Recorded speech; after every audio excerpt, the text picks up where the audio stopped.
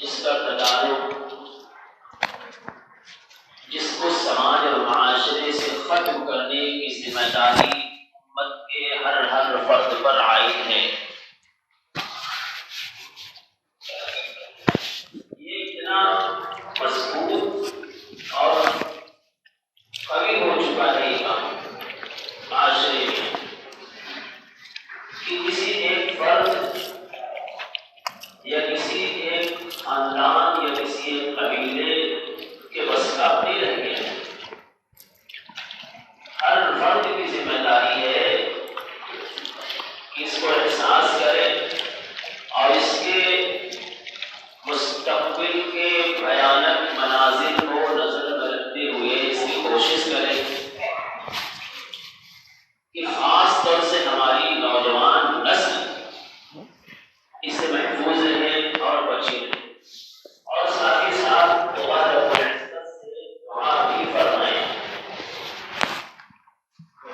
تھوڑی سی چوک ہم لوگوں سے اکثر ہم پر یہ ہوتی ہے کہ کسی کام کو جب ہاتھ میں لیتے ہیں تو ایک طبقہ ایسا رہتا ہے جو خالص روحانی دنیا میں محنت کرتا ہے، اور ایک طبقہ ایسا بھی ہوتا ہے جو خالص مادیت کے پیچھے پریشان رہتا ہے۔ دونوں ناقص اور نامکمل رہتا ہے۔ دونوں کا جب تک میل جول نہیں ہوگا اور دونوں جب تک ساتھ ہی ساتھ کام نہیں کریں گے، یعنی محنت کر کے پھر اللہ سے مانگنا،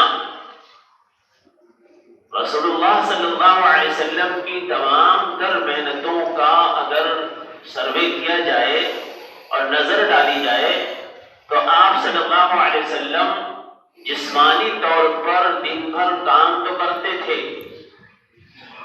رات میں آپ مصلی پر بیٹھ کر پروردگار عالم سے الہام گزاری فرماتے تھے، التجا کرتے تھے کہ اللہ میں نے تو اپنی ذمہ داری جو تھی ادا کی، جو مجھ سے ہو سکا اس کے اندر تاثیر پیدا کرنا اور اس کو پائے تکمیل تک پہنچانا یہ آپ کا کام ہے۔ اور یہی سبق ہم کو بھی دیا گیا ہے کہ جتنا ہمارے بس میں ہے، جتنا ہماری قوت اور طاقت ساتھ دیتی ہے کسی کام میں، اتنا ہم کو کرنا ہے، اور کرنے کے بعد نتیجہ اللہ رب العزت کے ہاتھ میں چھوڑ دینا ہے۔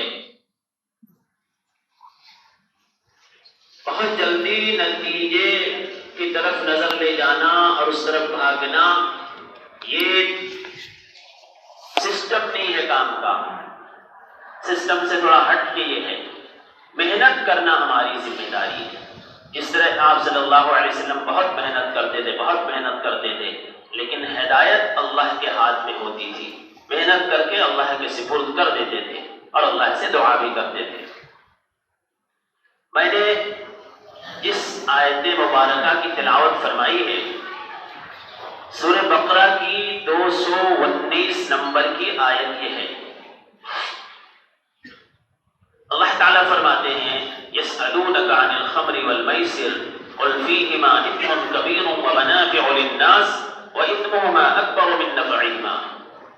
لوگ آپ سے شراب اور جوئے کے بارے میں پوچھتے ہیں، سوال کرتے ہیں، آپ کہہ دیجئے کہ ان دونوں میں بڑا گناہ بھی ہے اور لوگوں کے لیے کچھ فائدے بھی ہیں، اور ان دونوں کا گناہ یعنی جوئے کا اور شراب کا گناہ اس کے فائدے سے بہت زیادہ ہے، یعنی اس کے نقصانات اس کے فائدے سے کہیں زیادہ ہے۔ اور یہ سسٹم ہے دنیاوی بھی، طبعی بھی اور شرعی بھی، زیادہ نفع کی طرف انسان کا میلان ہوتا ہے، جھکاؤ ہوتا ہے۔ بہت زیادہ نفع چھوڑ کر کے نقصان کی طرف تھوڑے بہت نہیں کوئی بھاگتا ہے، نفع دیکھتا ہے انسان۔ تو اللہ تعالیٰ فرماتے ہیں اس میں نقصان بہت زیادہ ہے اور تھوڑے بہت نفع بھی ہیں۔ میں اصل میں اس کی تفصیل میں بالکل نہیں جاؤں گا۔ ایک حدیث ہے، نبی کریم صلی اللہ علیہ وسلم نے ارشاد فرمایا کہ شراب نہ پیو،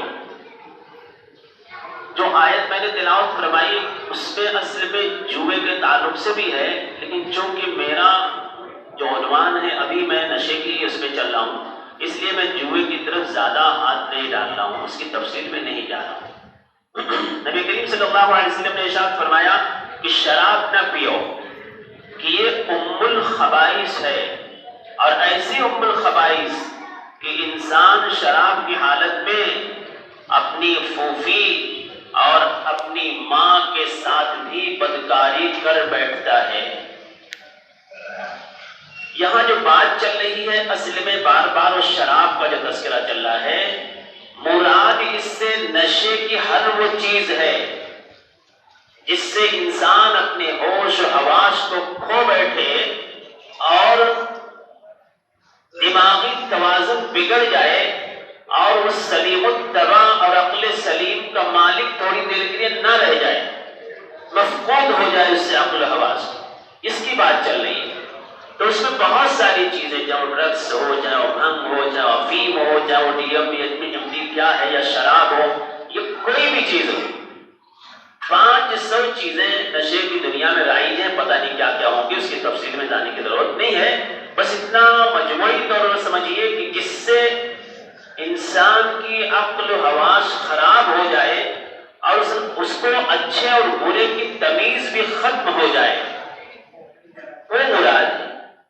ام الخبائث کہا گیا ہے۔ نبی کریم صلی اللہ علیہ وسلم کے الفاظ کتنے جامع ہوتے ہیں، یعنی تمام برائیوں کی جڑ،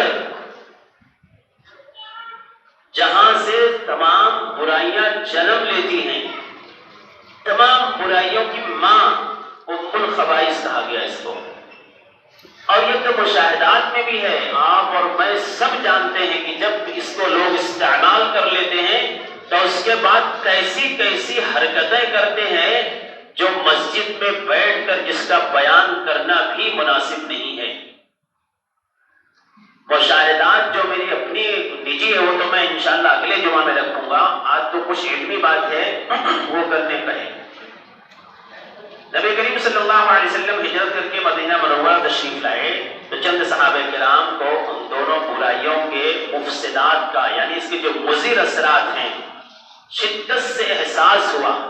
جب آپ صلی اللہ علیہ وسلم ہجرت کر کے مدینہ شریف تشریف لے گئے تو اس وقت شراب کا اور جوئے کا بہت عام رواج تھا، مدینے کا ایک فیشن تھا، ایک اشراف زادوں کا یہ سب تماشا تھا، شرافت کا ایک معیار تھا جوا اور شراب، اتنا زیادہ عام تھی یہ بات۔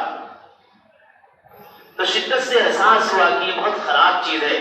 ان لوگوں کو احساس ہوا، اس میں فاروق اعظم رضی اللہ عنہ بھی تھے اور معاذ بن جبل اور دیگر صحابہ کرام۔ ان لوگوں کو یہ احساس ہوا کہ ایسی چیز ہے کہ اس کو استعمال کرنے کے بعد دنیا بھر کی برائیاں انسان سے سرزد ہوتی ہیں۔ تو یہ چند صحابہ کرام جس میں فاروق اعظم رضی اللہ عنہ بھی تھے، حضرت صلی اللہ علیہ وسلم کی خدمت میں حاضر ہوئے اور دونوں برائیوں کا تذکرہ کیا اور دریافت کیا کہ اس بارے میں آپ کا کیا خیال ہے۔ صحابہ کرام نے اللہ کے رسول صلی اللہ علیہ وسلم سے پوچھا کہ اتنی خراب یہ چیز ہے اور شدت سے استعمال ہوتی ہے، اس بارے میں آپ کا کیا خیال ہے۔ اس سوال کے جواب میں آیت مذکورہ نازل ہوئی اور یہ پہلی آیت ہے جس میں دونوں برائیوں کے روکنے کا ابتدائی قدم اٹھایا گیا تھا۔ کون سی آیت؟ یہی جو میں نے تلاوت فرمائی ہے، يَسْأَلُونَكَ عَنِ الْخَمْرِ وَالْمَيْسِرِ قُلْ فِيهِمَا إِثْمٌ كَبِيرٌ وَمَنَافِعُ لِلنَّاسِ۔ یہ آیت، یہ پہلی آیت مبارکہ ہے جس میں شراب کے روکنے کے لیے پہلا قدم اٹھایا گیا ہے۔ یہ آپ سمجھتے چلیے کہ ابھی شراب کی حرمت کا بیان نہیں ہو رہا ہے، ابھی ایک مشورے کے طور پر کہا جا رہا ہے۔ جب یہ کہا گیا کہ اس میں کچھ نفع بھی ہے، بہت نقصانات بھی ہیں، کچھ صحابہ کرام نے کہا کہ یہ مشورہ ہے۔ کچھ صحابہ کرام کے ذہن میں بات آئی کہ رسول اللہ صلی اللہ علیہ وسلم کا اپنا ایک مشورہ ہے یہ کہ اگر نہ استعمال کرے تو بہتر ہے، لیکن یہ کہ حکم نہیں ہے، تو مشورے میں تو اجازت ہے، گنجائش ہے کہ اگر مشورے کو نہ بھی فالو کیا جائے تو بھی چل سکتا ہے، اور اگر مضر اثرات نہ ہوں. ان صحابہ کرام جن کے دماغ میں بات آئی کہ مشورہ ہے، انہوں نے سوچا کہ اگر اس میں مضرات اور مفسدات نہ ہوں تو اس کو استعمال کرنے میں کوئی حرج نہیں ہے. چنانچہ یہ لوگ استعمال کرتے رہے اس چیز کو، اس کو، شراب کو اور جوا کو، یہاں تک کہ ایک روز یہ واقعہ پیش آیا کہ حضرت عبد الرحمن بن عوف رضی اللہ عنہ نے صحابہ کرام میں چند اپنے دوستوں کی دعوت کی اور کھانے کے بعد حسب دستور شراب پی گئی. ہم لوگ جیسے چائے کا استعمال کرتے ہیں تو چائے تو سمجھ لیجئے کہ ایک نشے جیسا نہیں ہے، بہت زیادہ شدت سے اس کی عادت نہیں ہے، میری تو چل گئی، نہیں ملا تو بھی چلتا ہے. لیکن شراب تو ایک نشے کی چیز ہے. جیسے چھوٹا ایک بچہ دودھ پیتا ہے، سال 2 سال ماں کا دودھ پیا ہوا رہتا ہے، اس کو دودھ چھڑانے میں بہت ساری ترکیبیں کرنی پڑتی ہے، بہت پاپڑ بیلنی پڑتی ہے، بہت تکلیف سے گزرتا ہے بچہ. اس سے بھی زیادہ شدت یہ شراب کی عادت میں اور نشے میں ہوتی ہے. تو جب کھانا وانا ہو گیا تو شراب چلی، شراب پی گئی. صحابہ کرام میں چند اپنے دوستوں کے کھانے کے بعد حسب دستور شراب پی گئی. اسی حال میں مغرب کی نماز کا وقت آ گیا. کھانا کھائے، شراب پی، اب مغرب کا وقت آ گیا، نماز کے لیے کھڑے ہو گئے. تو ایک صاحب کو امامت کے لیے آگے بڑھایا. انہی لوگوں میں سے جن لوگوں نے شراب کا استعمال کیا تھا، انہی میں سے ایک صاحب کو آگے بڑھایا گیا کہ آپ نماز پڑھائیے. جیسے چند لوگ ہم لوگ رہتے ہیں، کہیں دعوت وغیرہ میں گئے یا کہیں پروگرام میں گئے اور وقت ہو گیا تو کوئی ایک ساتھی اپنا اس میں سے امامت کر دیتا ہے، نماز پڑھانے لگتا ہے. تو وہاں بھی سیم یہی کنڈیشن تھی. جو لوگ استعمال کیے تھے اس میں سے ایک ساتھی کو کہا گیا کہ آپ نماز پڑھائیے. انہوں نے نشے کی حالت میں جو تلاوت شروع کی تو قل یا ایھا الکافرون کی آیت مغرب میں پڑھی. ایک چیز اور یہاں پتہ چلتی ہے، ایک سیکنڈ میں بول کے آگے بڑھوں گا، کہ مغرب کی نماز میں جو سنت قرات ہے اس کا اہتمام بھی ان کے یہاں بہت شدت سے تھا. اس سے بھی پتہ چلتا ہے. قل یا ایھا الکافرون کی تلاوت فرمائی اور اس میں انہوں نے غلطی کی، غلط پڑھا قرآن پاک. اس پر شراب روکنے کے لیے دوسرا قدم اٹھایا گیا اللہ کی طرف سے. اب یہ دوسری آیت کا نزول ہوا. کب؟ جب نشے کی حالت میں امامت کیا اور امامت کرنے میں تلاوت قرآن میں غلطی کی، تب اللہ تعالیٰ نے دوسری آیت نازل فرمائی. وہ کون سی آیت ہے؟ سورہ آل عمران کی 42 نمبر کی آیت ہے، 42 نمبر کی آیت ہے. یا ایھا الذین آمنوا لا تقربوا الصلاة وانتم سکارى. یہ بہت مشہور آیت ہے. کیا ایمان والو، جب تم نشے کی حالت میں رہو تو نماز کے قریب مت جاؤ. اب بہت سے صحابہ کرام کو یہ بات کھٹکنے لگی کہ اتنی محبوب اور اتنی محتمم بالشان عبادت، نماز جیسی عبادت کو اللہ تعالیٰ نے نشے کی حالت میں منع فرما دیا، تو اس کا مطلب اب اس کو چھوڑ دینا چاہیے. لیکن ابھی بھی تھوڑی سی کسر اس میں ہے، شدت سے یہ حکم نازل نہیں ہوا. ایک بات اور سمجھیے یہاں پہ کہ اللہ تعالیٰ اور اللہ کے حبیب انسانوں کے جذبات کی بے انتہا رعایت فرماتے تھے. آپ کسی کی برائی چھڑانے کے لیے یا کسی کا کوئی ایک فعل بد ہے اس کو چھڑانے کے لیے نا، اس کی ذات پر، اس کے خاندان پر، اس کے فعل پر حملہ نہیں کر سکتے، اس کو مجروح نہیں کر سکتے، اس کو ذلیل نہیں کر سکتے. ذلت کے ساتھ کسی کو نہیں کچھ کرنا ہے، عزت دے کے اس کی اس برائی کو چھڑانا ہے. اس کے گناہ سے نفرت ہونا چاہیے، گناہگار سے نہیں. تو یہاں پہ اللہ تعالیٰ نے انسانوں کے جذبات کی کتنی رعایت فرمائی ہے. اللہ تو احکم الحاکمین ہے، خالق کائنات ہے. اگر وہ چاہتا چشم زدن میں حکم دیتا خبردار کوئی قریب نہیں جانا، اور اس کے بعد فوراً اس کے اوپر سارے گناہ لاگو کر دیتا. اللہ کیا کر سکتا تھا کوئی؟ لیکن اللہ تعالیٰ نے بھی بندوں کی کتنی رعایت فرمائی. یہ دوسرا قدم تھا کہ جب نشے کی حالت میں ہو تو شراب کے قریب مت جانا. اب تیسرا، حضرت عتبان بن مالک رضی اللہ عنہ نے چند صحابہ کرام کی دعوت کی. یہ بھی تقریباً ویسے واقعہ ہے لیکن تھوڑا سا فرق ہے، جن میں سعد بن ابی وقاص رضی اللہ عنہ بھی شریک تھے. دعوت ہوئی، کھانا ہوا، کھانے کے بعد نشہ یعنی شراب چلا. جب شراب پی لیے اور جب اس کا سرور اور کیا کیا آتا ہے جو بولتے ہیں آیا، تب شعر و شاعری شروع ہوئی. عربوں کا بہت مشہور مشغلہ تھا، بہت مرغوب اور محبوب مشغلہ تھا شعر و شاعری. تو شعر و شاعری شروع ہو گئی. حضرت سعد بن ابی وقاص رضی اللہ تعالی عنہ نے چند قصیدے پڑھے. ان قصیدے میں انصار مدینہ کی ہجو فرمائی اور اپنے لوگوں کے تفاخر، اپنے قبیلے کے فخریہ انداز بیان کیے. اس میں ایک انصاری نوجوان، اس کو غصہ آیا کہ ہمارا مذاق اڑایا، ہم کو ذلیل کیا. انہوں نے اونٹ کے جبڑے کی ایک ہڈی تھی، اس کو اٹھا کے زور سے مارا اور حضرت سعد کے سر میں لگا اور شدید زخمی ہو گئے ہو. انہوں نے پھر جو ہے وہی زخم لے کر کے رسول اللہ صلی اللہ علیہ وسلم کے پاس حاضری دی اور کہا یا رسول اللہ صلی اللہ علیہ وسلم یہ حرکت کی گئی ہے. اس میں اور بھی صحابہ کرام تھے اور انہوں نے رسول اللہ صلی اللہ علیہ وسلم سے کہا کہ یا رسول اللہ یہ شراب کے سلسلے میں کوئی واضح بیان بتا دیں یا کوئی قانون بتائیں، حتمی طور پر کوئی قانون آپ بتائیں کہ کیا کرنا چاہیے. اب یہاں یہ آیت نازل ہو رہی ہے سورہ مائدہ کی 90 نمبر کی آیت، یا ایھا الذین آمنوا انما الخمر والمیسر والانصاب والازلام رجس من عمل الشیطان.